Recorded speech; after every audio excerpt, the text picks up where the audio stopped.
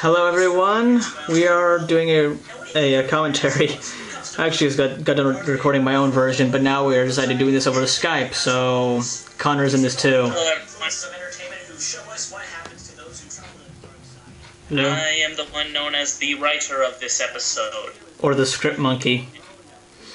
Yes, Script Monkey. Script Monkey was his idea in the first place. That was actually my first idea after we kept talking on Skype for a couple months, and then I thought, hey, I could write an episode or something, because I had noticed that he had been a little slow on videos, and I thought, well, I'd known the guy for a couple months, so I thought maybe I could write him a script or something, and this is what we came up with, the top 10 underrated villains, and the first thing I came up with was Van Pelt, because pretty much everyone I knew had known about about Jumanji, and I made that super red malaria in Photoshop, and everyone was always saying how they remembered Van Pelt, because he was like, it was weird because he was evil, but at the same time, you didn't know if it was him that was in control or the board game.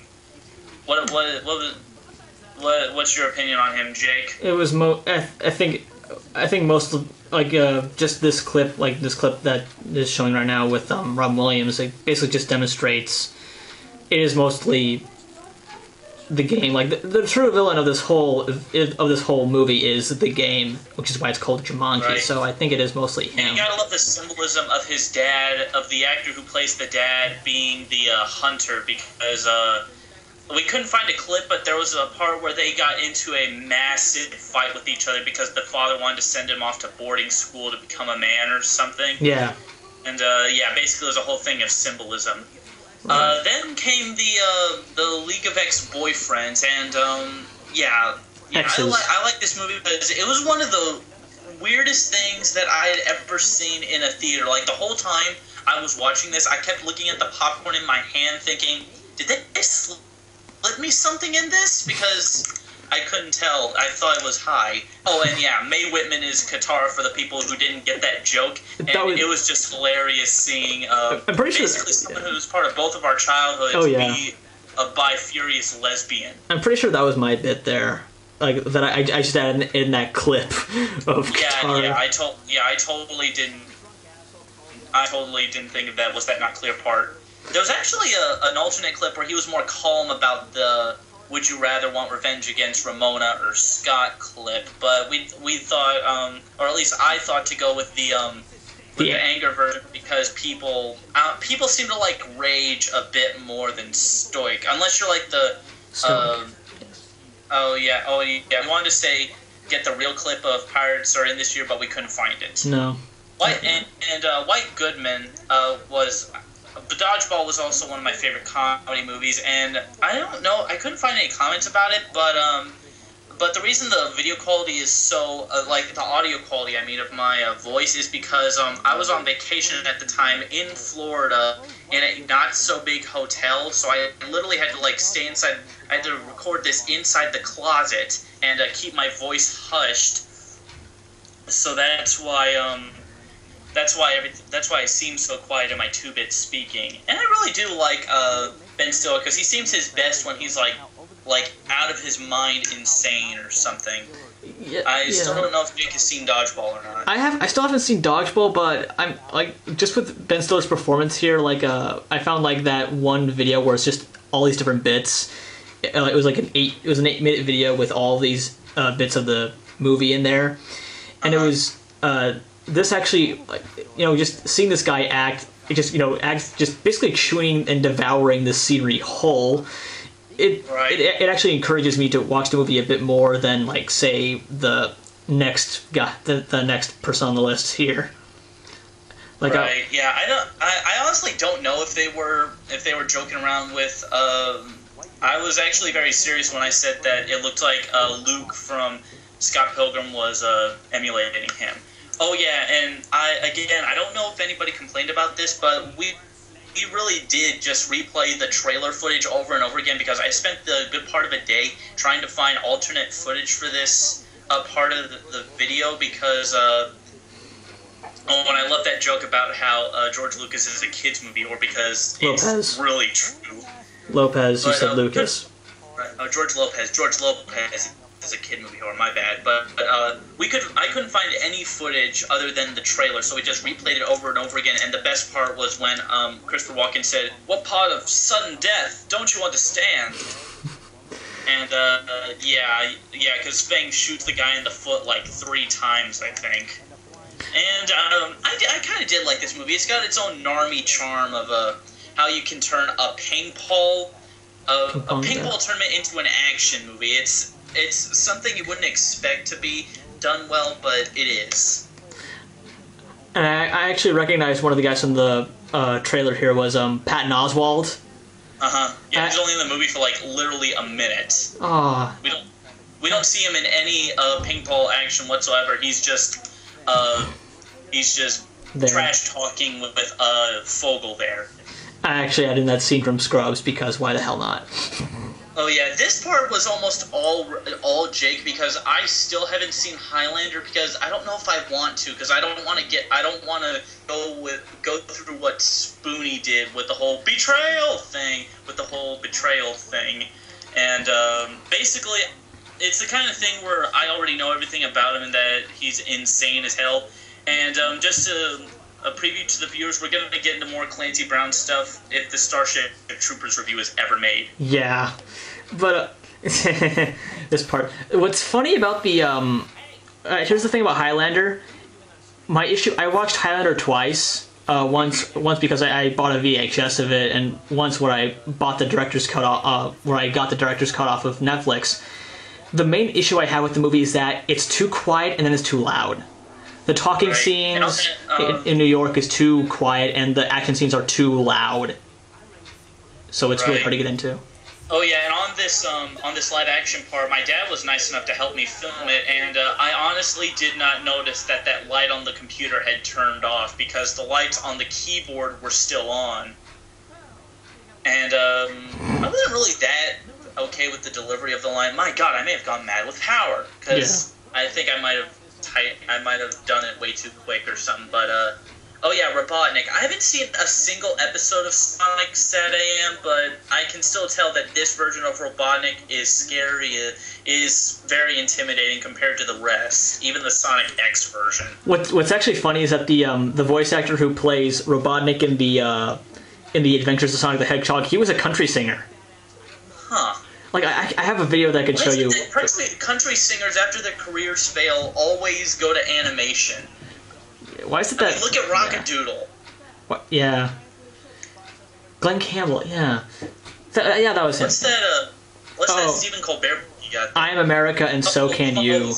Quick bit on the Small Soldiers bit. This was originally supposed to be General Rourke from Atlantis the Lost Empire, but I kind of realized that I wrote it in the exact same fashion as the Kurgan section, and thought, yeah, he's done some dastardly things, but it's just not as interesting. And I thought maybe doing something established from one of his earlier reviews would be a bit better.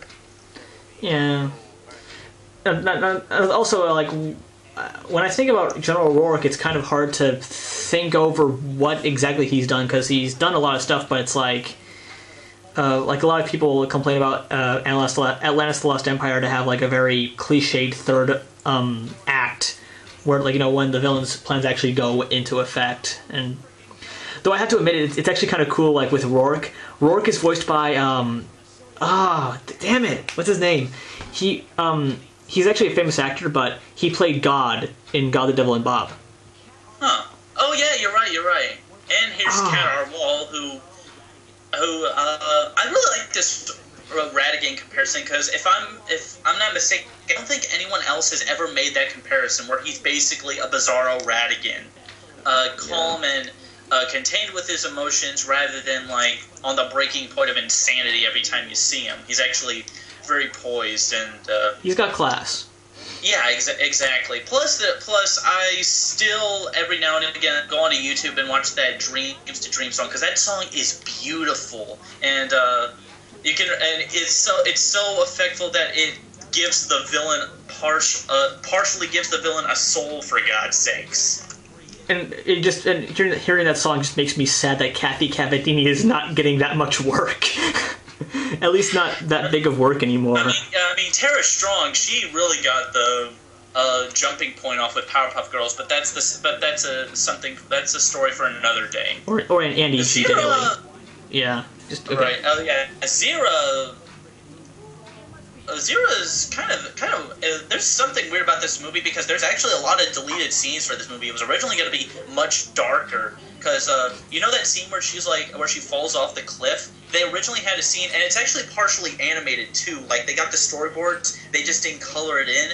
Where instead of falling from the cliff, she looks at Kiara, who's like offering her paw, and she just goes, "No. Never," and just lets herself fall from the cliff. Oh and my you God. can kind of see because that's why she's got a smile on her face as she's falling to her death. And then so they added that scream in post production. I mentioned that. You go, Jim. This to be quite honest, the comparison between Be Prepared and was a bit unfair with this one because Be Prepared wasn't just a song about the hyenas. It was essentially Scar's declaration of "I want to be king." It was basically Scar's version of hilarious. Yeah. Jeremy Irons singing "I want to be king." I just can't wait to be king. And then Jim Cummings pops in halfway through. Woo! Other than the Nazi hyena scene, there wasn't really that much going on in Be Prepared. Other than the volcano tower as well, but those two things. Other than that. Yeah. I still liked. Never seen Dr. Horrible, by the way, and I really don't have any interest because I don't know.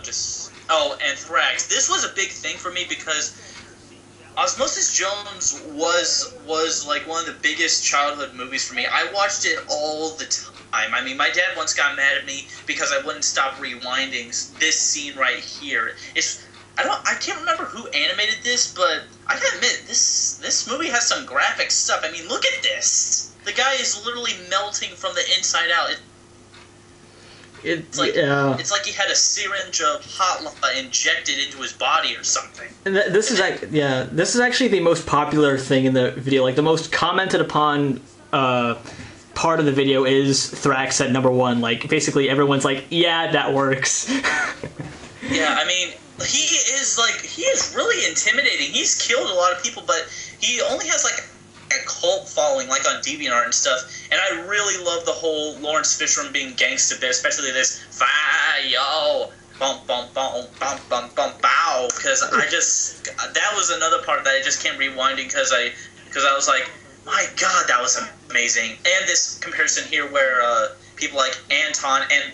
You kept pronouncing it Anton for some reason. But, I never saw... Was it No Country for Old Men? I never saw that movie. Yeah, but Anton and the Joker think they have to be chaos or whatever, or have to kill people. But, he is actually the Scarlet... He's the representation of the Scarlet Virus, for God's sakes. He's supposed to kill people. That's actually kind of interesting. It's like his life goal. It's very interesting. I wonder if they could ever serve it in another movie. It's kind of like getting mad at him for killing people is sort of like getting mad at like the Daleks or the Borg. I mean, when your only purpose in life is to exterminate or to assimilate. The Daleks and the Borg. The Borg are about assimilation, and the Daleks were. They've got a complicated history. Basically, they weren't born evil. They had to be, processed and turned into those cyborgs. Right. They were turned. Thrax was always evil because he's a virus. Like he was, I don't know. It's what he's basically born to do. And my two favorite jokes for this whole video is like the CSI Miami joke, which never gets old for me. And they better spell my name right. I like the Nazca Valley of the Wind thing where you just whip aside the video because I was like, because I know some people with a better eye would probably notice it the first time around. Oh yeah, and I love this song in the background, but I know some people first time around would probably see the videotape slightly poking out, but I think people who saw this for the first time, not expecting it, would probably go, you know, Nausicaa Valley of the Wind fans, they would go, what the hell? What the hell is Warriors of the Wind? I thought he was going to review Nausicaa. Yeah. Because even I had never even heard of Warriors of the Wind. Oh yeah, that's another thing. I've never seen a Miyazaki film in my life, and I honestly don't regret it because I don't know. There's just something about his movies. I don't hate his movies. I just have no desire whatsoever to go see them. People keep saying, "Oh, these are amazing movies. They're so beautiful and stunningly well animated," which they are. But I don't know. There's just something about them that just like I have no interest whatsoever. And there are animes I like, but Miyazaki films. The biggest one I have any interest whatsoever in seeing is Porco Rosso, but that's only because that seems one of his more, I don't know, he seems to have a bit more fun with that one. Yeah. Just what I've seen in the trailers. Right. And the video actually kind of ended, so... I know, but, you know, people still keep their commentaries going even after the video True. ends. But, you know, yeah, true. Before. But, yeah. But yeah, this was the first video that led between me and him between me and you kind of becoming partners, I guess. Like I also helped make the Trixie. Before this I also wrote the Rugrats 2 episode, and that's also one of my favorite movies, even today. And then I think soon after this I introduced you to the ponies and how well that turned out for you. And then I just wouldn't shut up about them in Warriors of the Wind. Wait, what?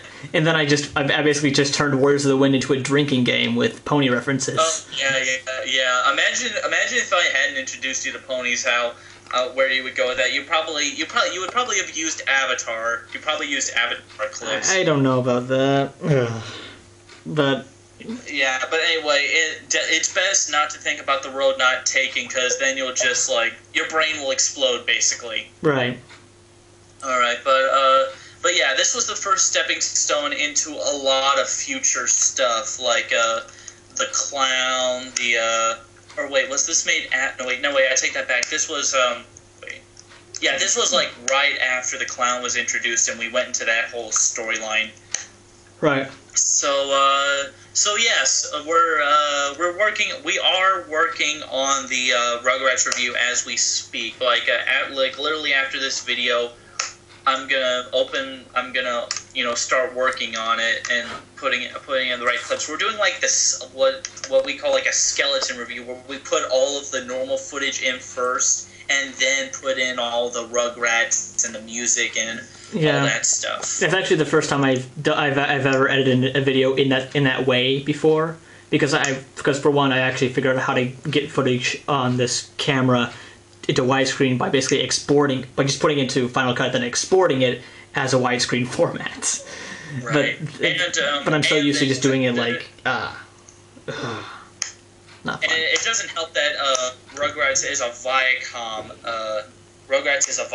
property, and those guys, for some reason, really hate people posting their videos. But we did actually find this channel that has a lot of Rugrats videos, but they're all in negative. Right. They're all negative perspective, and it is really weird. I mean, it's not even oh god, this is trippy. It's wow, this is kind of annoying. But I think Jake's computer has some he has a Mac, I have a Windows, and I think he has some type of thing that can fix that. You put a negative. I have no idea what happens if you put a negative filter over an already existing negative filter. Maybe you would come out with a positive or something. Right.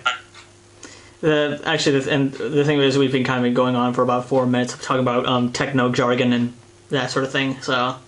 The fans have been waiting. We got to give them something to wait. They'll get 2 commentaries. This one and my other one that I done my own. Yeah. One is the blip cut. This one is the YouTube cut. Because there are differences. Oh yeah. And any final thoughts, Jake?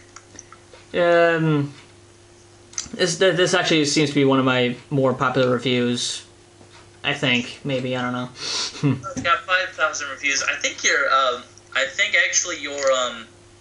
I think it was either your Lion King 2 or your Five Goes West review that were your highest viewed ones. Or Hunchback of Notre Dame, and sadly, Hunchback of Notre Dame and Five Goes West are both of my very popular reviews are both gone from YouTube because they were blocked and then deleted. I don't know what it is. I don't know what it is with Viacom. I don't know. It was actually Universal. It was actually Universal and Viacom. I'll make a video talking about the different videos that were gone, but damn. All right, but final thoughts. We are working on a video, and we talked about this earlier, but there was actually one thing that the last thing that we cut was there was actually a scene explaining how Thrax had the most graphic villain death of all time, like in any, we know in animation. It's the at first you think it's the standard Disney death, he falls into some water in a hospital and think, oh, he just died on impact. But then it zooms in, it shows him swimming up, and you think, okay, then he's alive, what's going to happen next? Then all of a sudden, he reaches the top of the water and starts melting in graphic detail. Like, his jaw starts falling off, and his limbs start to dissolve into mush. Yep. And then it just cuts out and it goes, alcohol. The beaker was labeled alcohol.